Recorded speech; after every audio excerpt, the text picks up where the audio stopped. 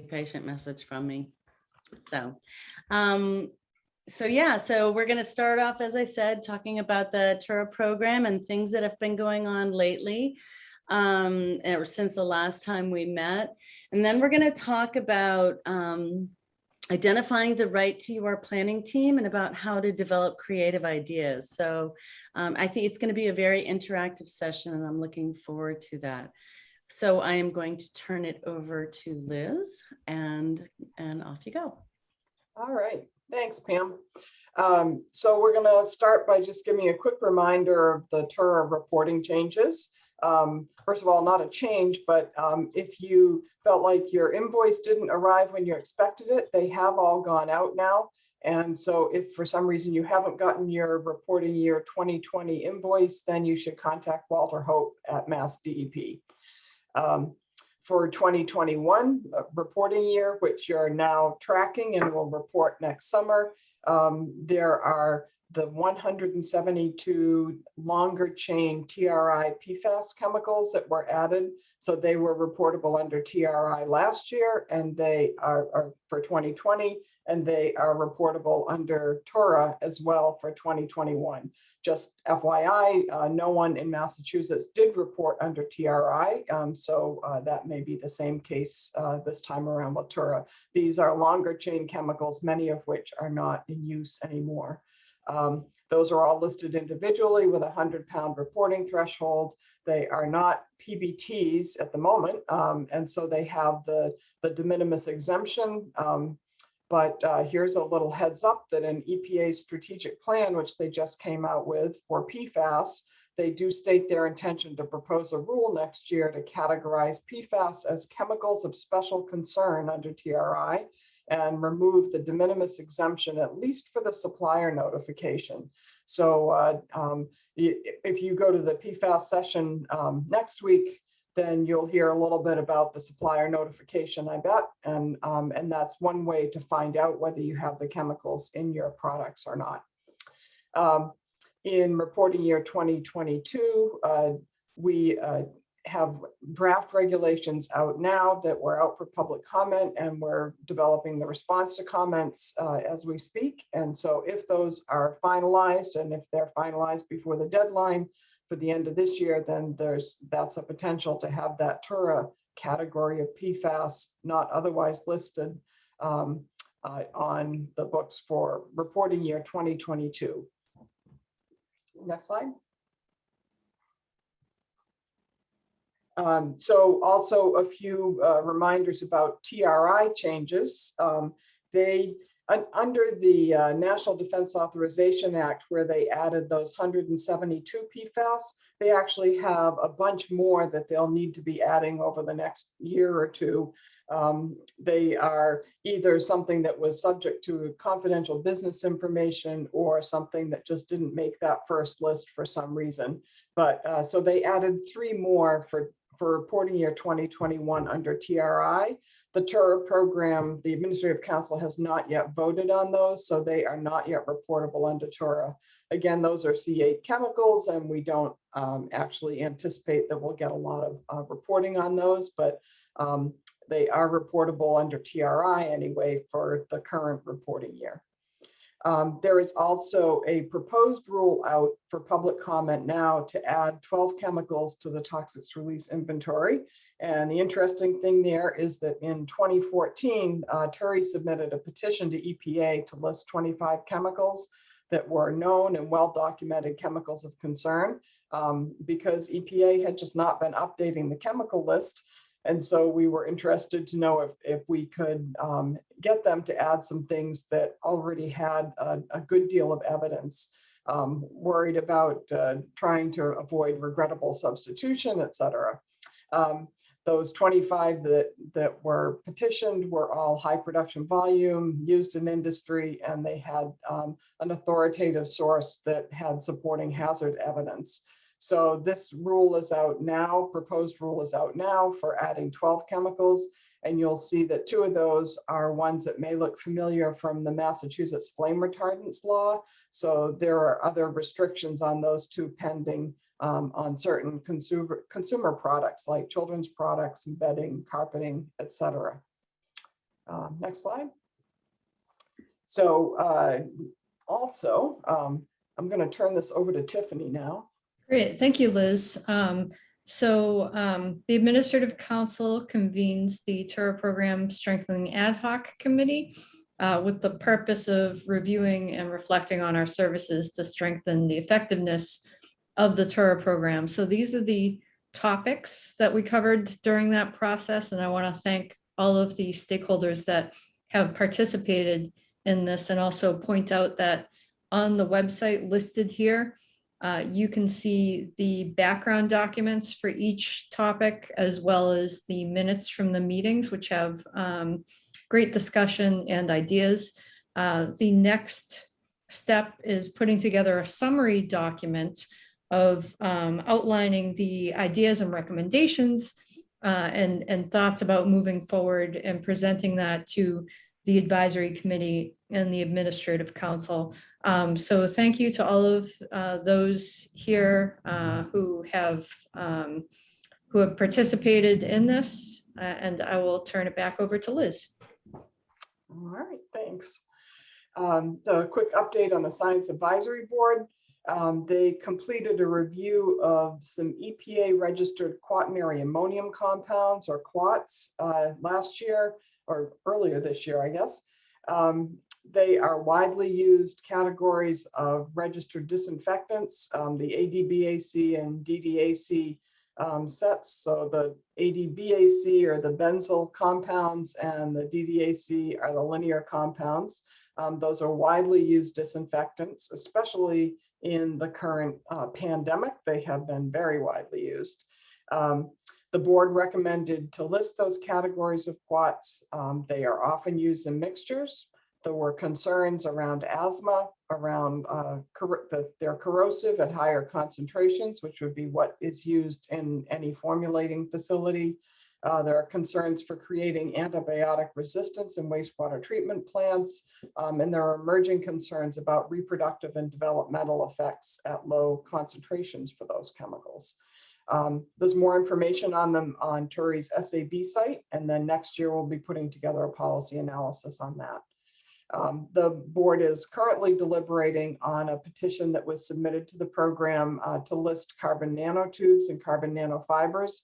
And so they are currently focused on the scientific literature around multi-wall carbon nanotubes. And the next meeting is November 18th. Those meetings are open to the public, and at this point they are offered virtually. So if you want to tune into that, the information is on our website, or will be on our website on the calendar page. Next. So we have some exciting news in the TURA program. Big news is that TURI has hired a new director. Bhaskar Tunjak is going to be joining us beginning next week. And you will get to meet him at the spring in person, we hope, continuing ed conference. Like the rest of us, he's going to be working remotely for a bit. An announcement went out earlier this week and is on our website. If you didn't get that, that means that you need to go sign up for like TURI's and OTA's newsletters on both of our home pages. He brings a broad expertise. He's an attorney, a chemist, a researcher, brings hazardous chemicals policy experience. He served as the United Nations Special Rapporteur on Toxics and Human Rights from 2014 to 2020. And we are just very, very excited that he's going to come and join us and lend his expertise to the TURA program. Dr. Mike Ellenbecker, who most of you have met or know, finally gets to retire. And Professors Joel Tickner and Chris Hansen, who've been our co-directors for a couple of years, will continue on in an advisory capacity. Other things happening, Alicia McCarthy in our lab has dropped back to part-time while she pursues a master's program. So Nicole Kepler has stepped in to help with the industry lab testing. At OTA, Carrie Cesportis has joined their team to focus on outreach and chemical policy. So we welcome all of them to the program, and you should feel free to reach out to them anytime, and their contact information is on our websites. TURI issued our awarded grants again this year to industry, small business, communities, and academic researchers working with companies. So some of the themes, safer cleaning and solvents is yet again one of the themes. Central metal finishing is going to be eliminating N-propyl bromide and cleaning. S.E. Shires, that makes musical instruments, has a new line of larger instruments, and so they're going to put in a new aqueous cleaning system. OTA had worked with them previously to eliminate TCE, and they're continuing that successful conversion to aqueous cleaning. The Ringe School has an auto tech program that is replacing solvents with a bio-based parts washer. North Randolph Cleaners will be eliminating PERC and going to professional wet cleaning. And Dr. Wong at UMass Lowell is partnering with Johnson Matthey, working on safer alternatives to methylene chloride in pharmaceutical manufacturing. And at this point, under the TUR program in Massachusetts, that is the largest use of methylene chloride in the state. Next. We also have a focus on PFAS. You know, the program's trying to engage with businesses and consumers to reduce the use. Again, we're after source reduction here. We can't continue to clean up these forever chemicals forever, and they're impacting us at several points in their life cycle. So as businesses and consumers, we need to reduce our use and reduce our waste and the release to the environment, and just make everyone generally more aware. So we have a research project with Transcene that makes electronics manufacturing chemicals, and they are looking for a substitute for a PFAS-based surfactant. So they're working with Professor Ram Nagarajan at UMass Lowell to find one. Community Action Works and Clean Water Fund are providing workshops and resources to communities, particularly those with drinking water contamination issues, of which there are many, to educate them and to understand this class of chemicals and to see what consumers can do in terms of purchasing choices, et cetera, to help reduce PFAS contamination and to drive safer product choices. The last one is a project on PFAS and firefighter turnout gear. Nantucket has purchased the lowest PFAS gear available, and this grant's going to help them measure exposure and the change in exposure to PFAS in the new firefighting gear and provide information both to their firefighters and the Fall River Fire Department. Next. So the last project is focused on women of color. A Silent Spring and the Resilient Sisterhood Project are using social media to educate users about safer personal care products. So again, here we are at TUR at the source and making safer choices. The link is given there to all the grant project descriptions, and all of these links are live on the version that's on our website. So you can go right there. And I'm going to turn it back to Tiffany. Great. So, so during the pandemic, OTA was only able to do virtual site visits. So now we're lucky to actually be able to offer our services in person again. Those come with a COVID pre-screening along with a pre-visit questionnaire, just to make sure that you know, we're all safe and we all know the expectations, and also a commitment for us to communicate back in case there are any COVID outbreaks or cases. So, so please use our services. We'd love to come visit. We've also had 4 WPI interns for 6 weeks that have been calling companies to find out what they liked about site visits, what they need in the future. So thank you to everyone who spoke to the WPI students or participated in the survey. They really enjoyed speaking with you, and it gives us feedback to improve and evaluate and reflect on our services. And in addition, we have an updated chemical safety and climate change resiliency map that reflects environmental justice blocks that have been updated. And so it also has toxics release inventory updates and other aspects of that. So we encourage you to go and have a look at our new map, which we really like to use. So thank you. Yeah, and Tiffany, that also has the tier 2 information, is that right? It has tier 2 from 2018, I believe. So it has been updated. Before it was 2016. So it has the tier 2 2018 data on it right now. great resource. So speaking of resources, we have a variety of new resources and publications available. And again, the presentation on our website has live links for you to go to. The 2019 information release about the TURA data is out from Mass DEP, and that's on their website, as well as the extract files for 2019.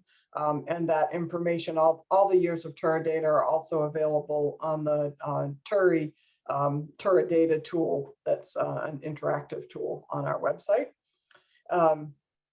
We have a variety of new case studies and fact sheets and videos that are available. So again, go take a look at the links. We also have a couple of peer-reviewed journal articles from the research done with manufacturing companies looking for safer alternatives.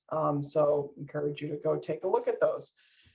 If there's information you would like to have, like a fact sheet or a particular topic that would really assist you, we would love to know about that.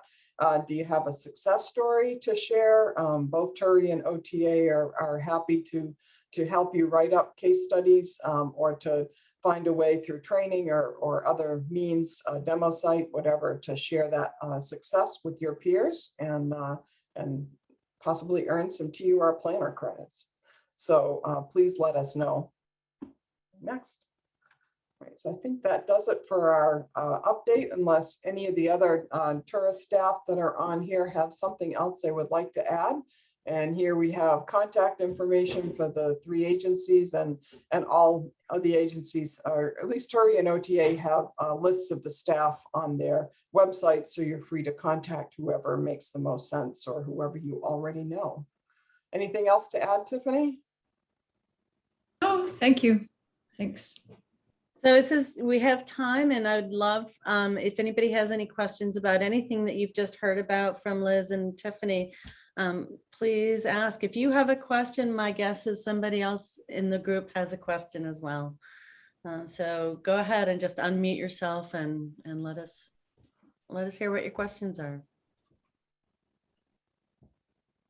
I have a question.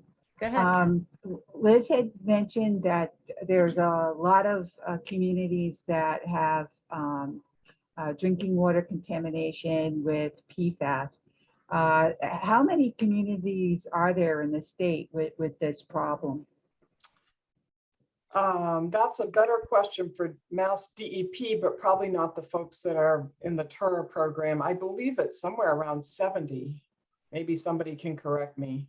I think you're right, Liz. And again, yes, DEP can answer this better, but I think the last I saw it was approaching 70, and I just pulled in a map this morning to my presentation next week on PFAS that shows them, and that has the link. I can pop the link to the map into the chat. And we will improve Heather's audio before the meeting next week. Sorry, Heather. Some of us have been having kind of a Darth Vader experience with our Zoom mics. So, you know, if that happens, then somebody needs to raise their hand quickly and we'll try to fix it. Yeah.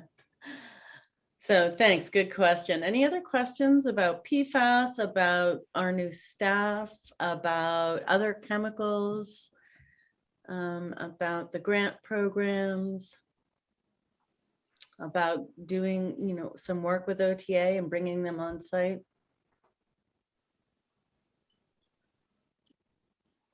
Pam, are there any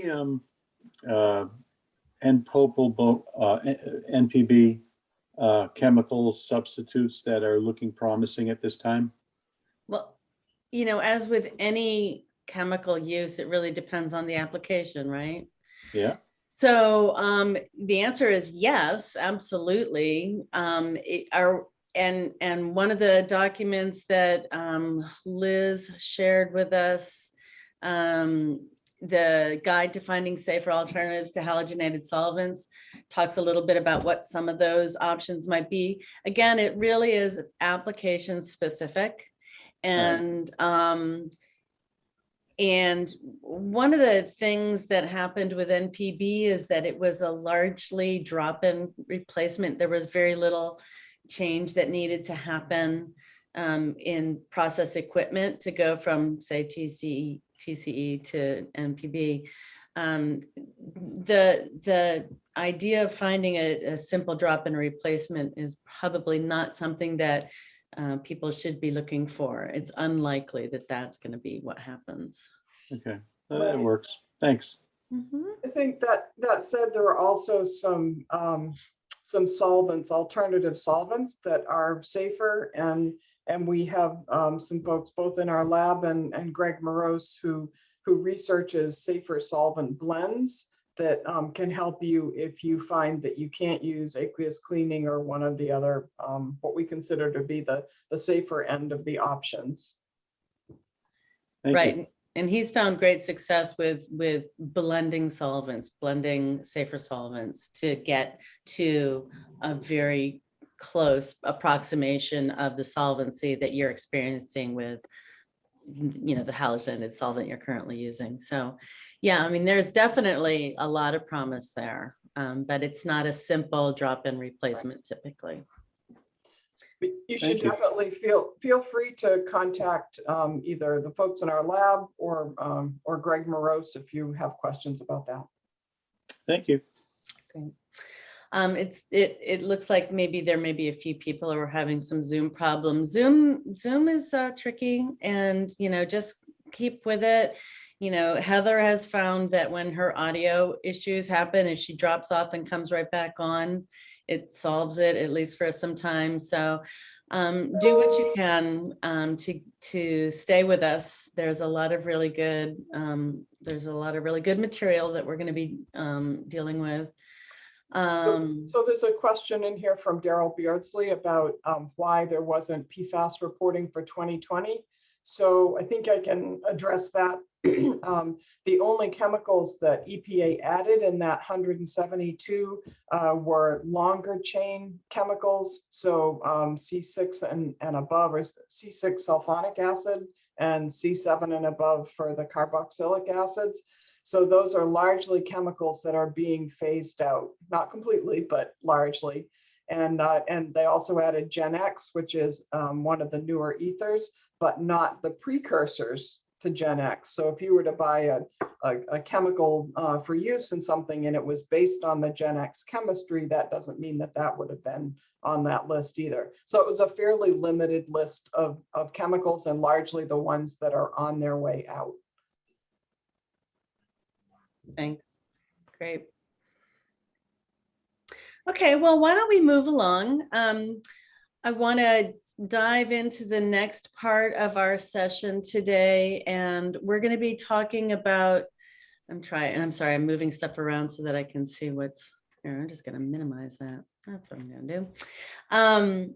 We're going to be talking about things that matter to you because we are coming up on a TUR planning year, right? 2022 is a planning year. And so one of our objectives is to just kind of get you geared up for 2022. We want you all to be sharing your strategies and best practices for how you identify the right team, how you reach out to your employees, and what strategies you might have to really make your TUR planning efforts as effective as possible. And we hope that you're going to discover some ways to really inject some creativity into the planning process. So I'm going to start off by putting out a poll. I'm going to launch it now so you can read through it while I explain. This is a two-part poll, and it asks for who do you have in your TUR planning team. Question one is about, who do you have from inside your facility? You need to scroll down to get to question two, which asks about external stakeholders. So answer both of those and then submit, and I'll give you a minute to finish that up.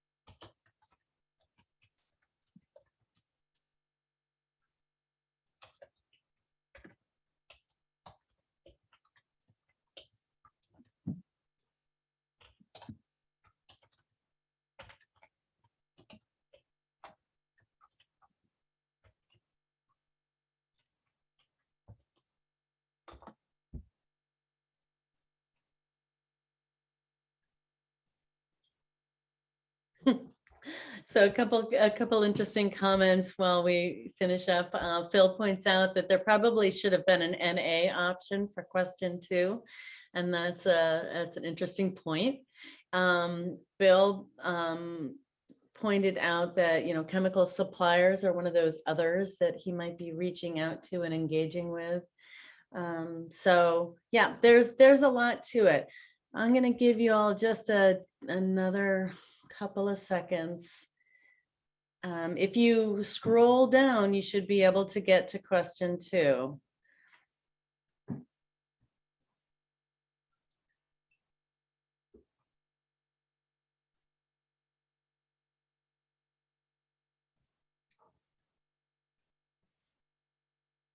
going to let a couple more of you finish up your poll here.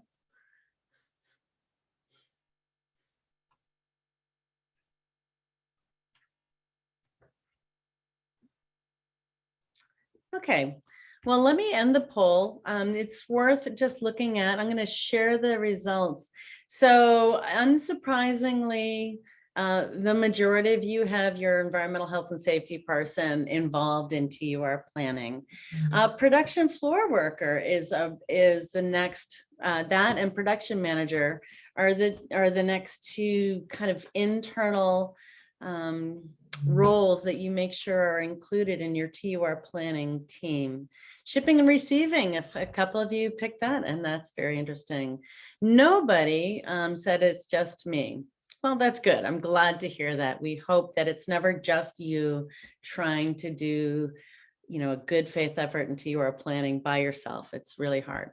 Lots of folks are bringing in consultants to assist with the work, talking to your vendors, talking to colleagues from corporate or from other states.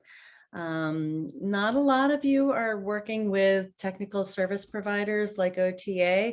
We really want to encourage you to do that. We have one person who said that, yep, they include community members. So great. We remember last spring, we had a keynote speaker who talked about working with community. And so it's something to think about as we think about how can our companies be better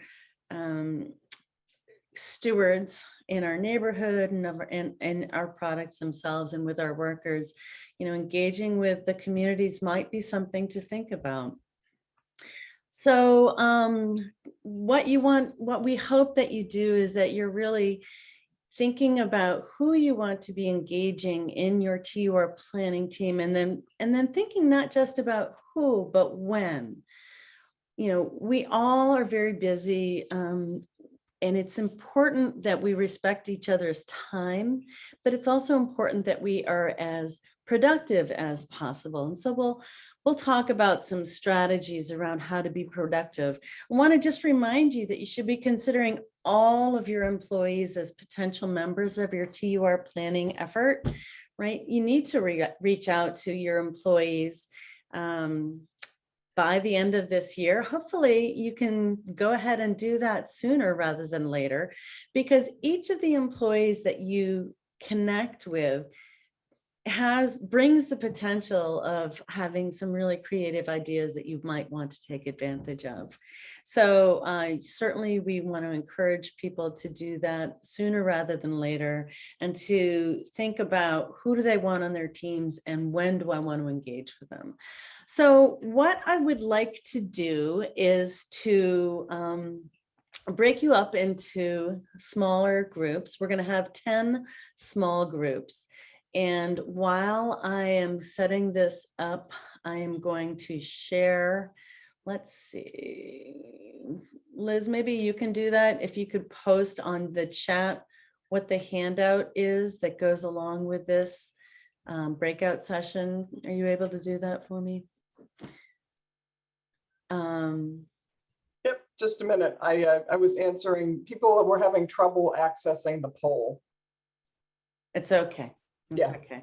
I appreciate everybody really diving into the poll. It's a good exercise to get you thinking about who you want to engage with, but we're going to move on, so don't you fret about that.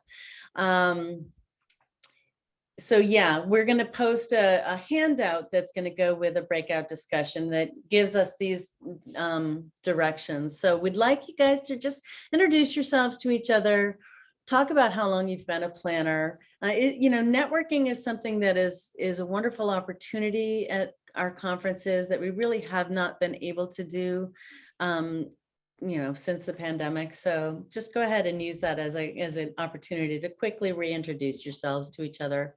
We'd like you to talk about two things. The first is the handout that you're going to be getting. It has a number of scenarios. I have 10 different breakout groups set up, and there are 10 different scenarios. So if you're in group number 3, I want your group to focus on scenario number 3. It's a 1-sentence thing. It's not a big read, so just talk together about who your ideal team would be. Who would you involve in TUR planning? And then talk about strategies that you have used or you would consider using to get your team to the table and have really productive meetings. And then secondly, I'd like you all to talk about just your employee notification techniques. What is it that you do at your facility or that you've seen your clients do? And how do you evaluate the success of that outreach? So we really want to encourage our companies to go beyond just getting something posted on, the bulletin board by January 1st, to really using it as an opportunity to engage employees and try to take advantage of all of their creative ideas. So that's our breakout discussion. Liz, have you had a chance to post that? It wasn't working. Karen is going to post. Sometimes it's applicable to our clients, sometimes it's not, but still gives you an opportunity to talk about it. And in employee notification, there are all the things that are dictated, which has to be there, but it also helps if you can put a little statement in there, upcoming regulation discussion, something to that effect, to where something new we're going to have to look at going forward, and that kind of excites people. Sometimes. Good. Terry, Hi, Pam, it's Terry. I do it I was telling my group every January is HASCOM month at my place. So I do HASCOM training every January, and in the Attleboro site, I will go over how the chemicals, the hazardous chemicals we use and relate to TUR, the TUR Planning and the TURA Act, and tie it in that way. And then there's also stuff on the boards. I mean, we're an EMS, so I'm not specifically posting TURP stuff. I'm posting environmental objectives and targets, and then to make sure that they're retaining the information, it gets audited through all the departments through the course of the year as well. Great, thanks. All right, I'm going to move us along. I'm glad you had a chance to talk. Pam, I just wanted to add one more thing, which is we had an interesting suggestion about posting things in the restrooms when people had a chance to read, because they don't tend to read the bulletin boards as much. Yep. And I've actually heard that before. And in first blush, you're like, ew, but no, actually, yeah, put it on the stall door, and give people a chance to just, read. So it's a really good point. Yeah. The company wouldn't let me put "if it's yellow, let it mellow" on the thing. I asked, and they wouldn't. Yeah. Okay, Terry, we're talking about TUR, and come and give us your ideas. Resources, saving water. Yeah, that's water conservation right there. Okay, so moving along. Thanks for that, Liz. We went right down the wrong path. It's all good. So it's all the timing, Pam. I know, right? When you do it this late in the day, you got to expect this. Okay, so yes, I know. All right, so speaking of which, let's move along. We've got half an hour, and I want to get into some more fun activities.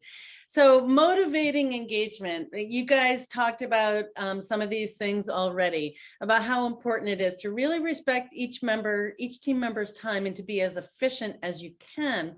And also to leave enough time and space to really engender some creative discussion and debate. So facilitating your meetings well is really key. And TUR planners are the people who have to figure out how to do that.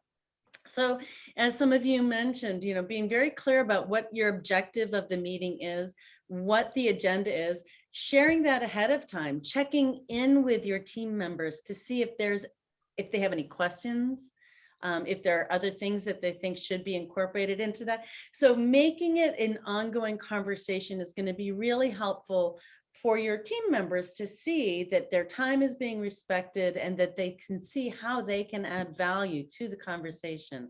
That's important. We're dealing with a pandemic world where lots of us are virtual. Many of us are not. There's a lot of different ways that we can be communicating. Email, certainly, and oh, heaven forfend, the phone. Actually, isn't it weird that telephone feels old school, but it's really helpful to just have a direct, immediate conversation with folks.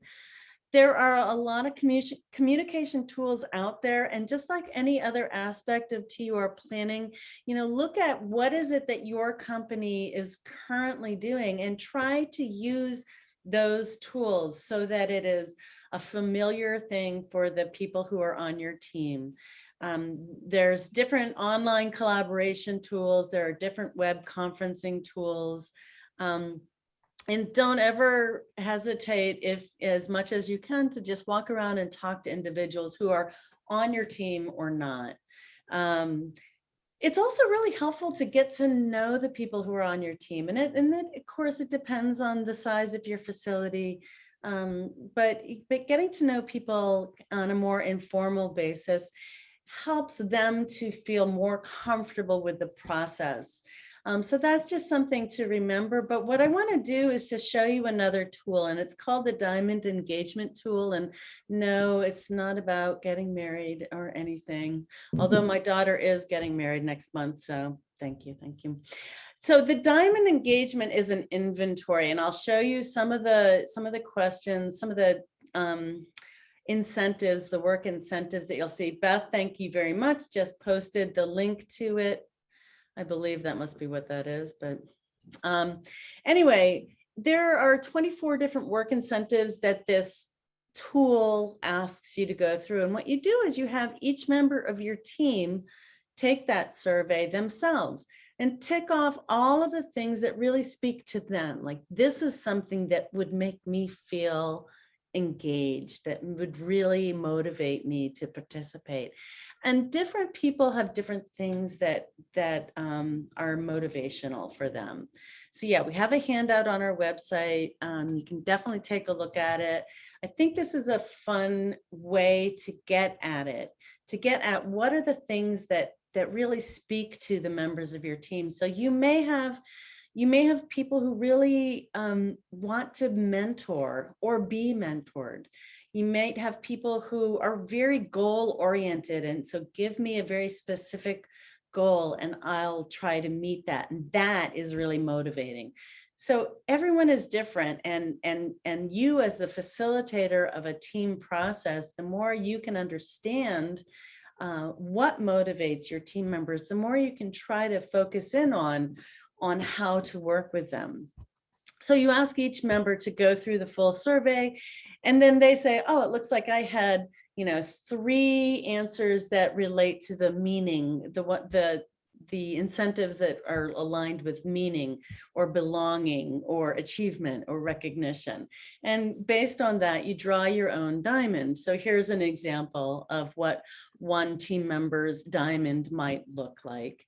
And what you do is you get each team member to do that. Here's another one. You can see there are different things that motivate each of these team members.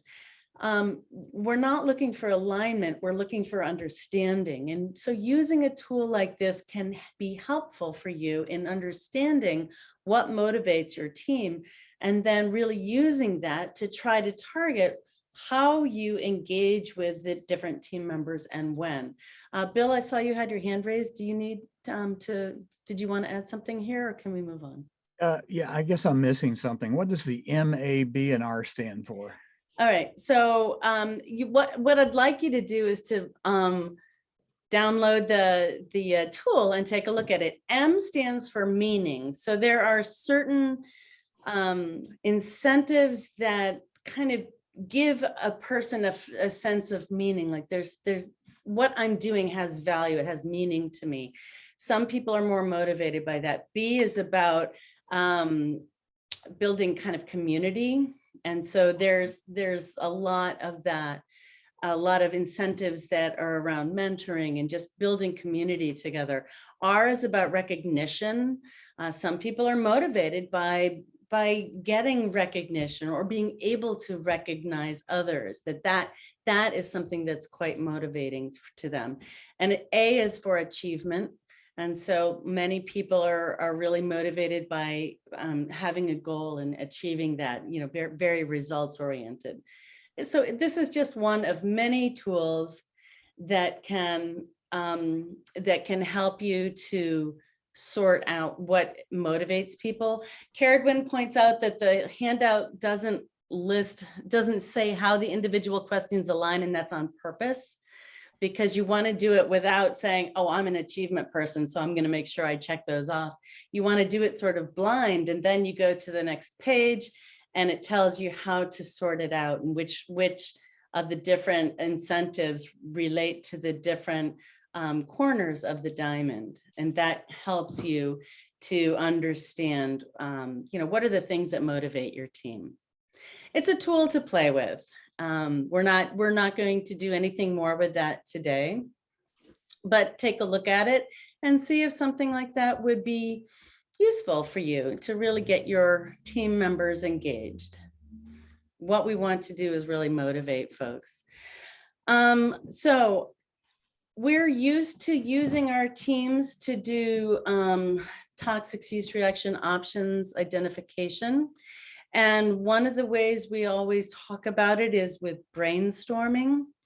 Brainstorming is a great tool to get you to share ideas. And there are some techniques associated with it. No idea is a bad idea. Everybody should be participating. Let's capture all the ideas without judging them ahead of time. And then we can look at that suite of ideas that were developed and try to whittle it down to things that we want to dive into some more. But there are some limitations with brainstorming. The person that you see here on the right, his name is Adam Grant. He's an organizational psychologist. I found him recently, and I've really enjoyed listening to some of his podcasts and TED Talks. He does a lot of TED Talks. He talks about the limitations of brainstorming, and they include things like what he calls production blocking, and that's where not all voices are heard. And, we've all seen that in action, and you may have just seen that in action in some of the breakout discussions you were part of, where somebody isn't speaking up. It could be that they're an introvert. It could be that they're uncomfortable with the technology or uncomfortable with the others in the room. There's a lot of ways that not all voices get heard. Somebody who has less status than others in the room might feel uncomfortable sharing their ideas. So that's one of the very real limitations that can show up with brainstorming. Another one of the limitations that Adam Grant mentions is he calls ego threat. And that's just where, like, nobody wants to look stupid. And so they might hold on to their most interesting or creative ideas because they're afraid they might get judged based on that idea. For those of you who have taken the TUR Planner course in the last several years, you heard a story of the polar bear. I'm not going to get into it, but what sounded like a very stupid, off-target remark led the group to a solution, a very workable solution for the challenge they were dealing with. Ego threat's a real problem. There has to be a sense of trust and, security in the group. And you as a TUR planner need to help to build that sense of, psychological security within your team so that they don't worry that they might be judged based on the ideas that they come up with. And then there's the threat of conforming. Just, somebody comes up with an idea that sounds good and everybody else just piles on, and it really limits the number of ideas that you actually come up with. Or your boss is in the room and everybody wants to agree with the boss because, well, it's the boss, So these are some of the ways that brainstorming can be quite limiting. So Adam Grant suggests 2 other ways of developing ideas. And the first is called brain writing. And there you let people come up with ideas on their own, separate from the meeting situation. And what you want to do is you say, this is the problem we're looking for solutions to. And you ask people to go out and come up with as many ideas as they can. You're asking your team members to go for quantity, not quality. You don't want to come back with just your first 5 or 10, ideas. In fact, research shows that typically the first 20 ideas are the least creative ideas, the most conventional ideas, and that you have to kind of get over that hump to get into the more creative ideas. So your first 20 ideas are less creative than your next 15. In fact, they talk about needing up to 300 to max out on creative ideas and hit that height of novelty. I don't think that we would expect that with our TUR planning teams, but using brain writing as a way for people to get their ideas out without some of the limitations we talked about in brainstorming could be a very useful trick. And then there's this idea called burstiness, which, you gotta love the word burstiness. It's, I think a made up word, but it is about just riffing off of each other's ideas, and having this creative burst where, somebody suggests something and somebody else goes, oh, well, but how about this instead? And the conversation just gets very lively and fun, and there's talking and interrupting. And for people like me, that can be a real challenge. I hate being interrupted, and I hate when people don't let somebody else finish their thought. But in the process of trying to develop creative ideas, that burst of excitement and, oh, wait, I've got an idea, I'm going to jump in now, can be really effective. So what I want to do is see if I can get here from there. I am going to play a clip. And first, I want to make sure, I apologize, but okay, there, I did that. I am going to play a clip from the website. Let's see. While you're getting that set up, Pam, Kelly Winson offered something that I think is very much like the brain writing, which is, asking people to submit some ideas ahead of time via email, just so they don't forget, or if they don't want to mention them out loud. Yeah, that's really great. Thanks. All right, I'm going to play a clip from this podcast. This is a discussion that this guy, Adam Grant, who's a organizational psychologist, had with the writing room at The Daily Show. And so it's talking about burstiness. I first learned about burstiness from a colleague. I'm Anita Williams-Woolley. I'm an associate professor at Carnegie Mellon University. Burstiness is when everybody is speaking and responding to each other in a short amount of time instead of having it drawn out over a long period of time. Anita sees burstiness in all kinds of groups, not just at work. So I have 4 older brothers. I also have 3 kids who are all boys. And I joke how this explains my whole life, because pretty much any dinner time conversation, you can hear me say, wait a minute, let me finish. There's a lot of burstiness in the conversation and a lot of interrupting, which seems not to bother them at all, but sometimes can drive me crazy. So interruptions aren't always rude. When you're in a crunch, you want everyone to pitch in fast. Anita studied software teams working in different places around the globe. She found that the most innovative and productive teams were bursty. The more effective teams sort of figured out when their team members were likely to be working, and they would get online at a similar time and start exchanging messages, sending each other code, whereas other teams might have communicated just as much and engaged in just as much activity, but kind of more dictated by their own personal schedule. And those teams were not as effective. Burstiness is a sign that you're not stuck in one of those dysfunctional brainstorming sessions. It's when a group reaches its creative peak, because everyone is participating freely and contributing ideas. All right, good enough. So yeah, so burstiness, what a crazy idea, but maybe something that you can take advantage of. I really, encourage you all to look at this full podcast clip, and he has a lot of other things that he talks about. And when it comes to thinking about how can I help manage my group and team better, there's a lot of great ideas in there. Very interesting to hear the writers talk about their process as well. So one of the things that you want to be doing is to be in your teams, really encouraging your team members to be original and brave in sharing their ideas. And one of the ways that you can help them get there is to help people kind of laugh at themselves and with each other to really loosen up the creativity. Okay, so we are going to do another exercise, and this is the paperclip. And this is an experiment that was run to really assess how best to generate ideas.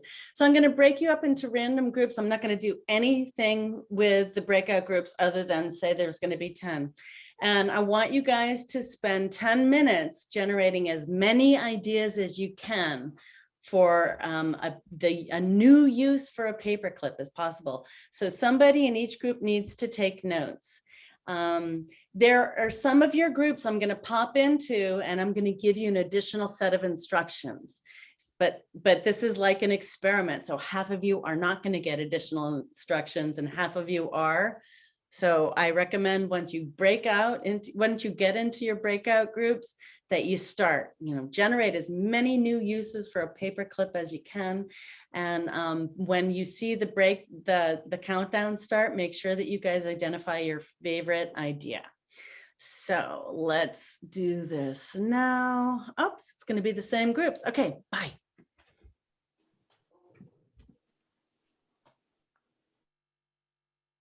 Improving their sense of purpose, that they're doing this not because they have to, but because there's something that they can get out of that. You want to really think about new ways to generate ideas and to really pull on your team's creativity. There's, we've talked about some new methods that you might want to try out. There's also new opportunities. There's potentially listed chemicals and also chemicals that you might use that are not otherwise reportable that can give you an opportunity to focus on something new and creative and help get you out of your rut. And don't forget to think about other employees in your facility. So even if they're not formally on your TUR planning team, they are a potential resource. So think of employee notification as something more than just a chance to, meet the letter of the law, but really is an opportunity to pull in new creative ideas. So I apologize for going a little bit over. I should have known better than to think that brainstorming would happen without any issues. But that's the way it goes. I really appreciate everybody's time. And I hope to see many of you next Monday. We're going to do a session on water conservation. And on Tuesday, we're going to do 2 more sessions, including a session on PFAS, which Heather's going to be leading, and then a session looking at the TUR opportunities for metal finishers. So I hope to see you all there. I will not end this quickly. So if anybody else wants to stay on and share other funny ideas, I welcome you to do that. And otherwise, everybody have a good day. I do have something I'd like to share if I could. Sure. Okay, so we were